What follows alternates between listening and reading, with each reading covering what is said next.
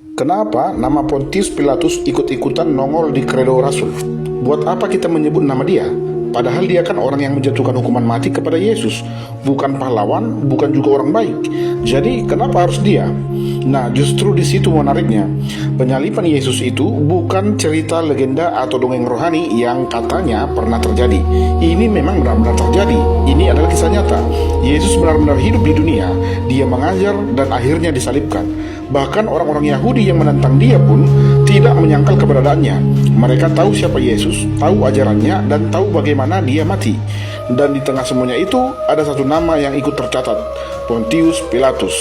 Dia bukan tokoh fiksi, dia pejabat Romawi benaran, semacam gubernur yang menjabat atau memerintah di Yudea sekitar tahun 26 sampai 36 Masehi di bawah Kaisar Tiberius. Wilayah kekuasaannya meliputi Yudea, Samaria, dan Idumea. Nah, lalu Galilea bagaimana? Nah, itu bukan wilayahnya, itu wilayah Herodes Antipas. Makanya waktu Pilatus tahu Yesus berasal dari Galilea, dia sempat lempar bola ke Herodes. Bawa saja dia kepada Herodes, dia katakan begitu. Jadi waktu nama Pontius Pilatus disebut dalam kredo Rasul, itu bukan sekadar menyebut nama orang jahat.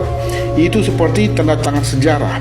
Seolah-olah para bapak gereja mau bilang, ini bukan cerita karangan, ini terjadi di waktu dan tempat yang jelas. Bahkan pejabat Romawi yang terlibat pun bisa disebut namanya. Dengan kata lain, iman Kristen tidak berdiri di atas mitos, tapi dia berdiri di atas peristiwa nyata yang pernah terjadi di dalam sejarah manusia.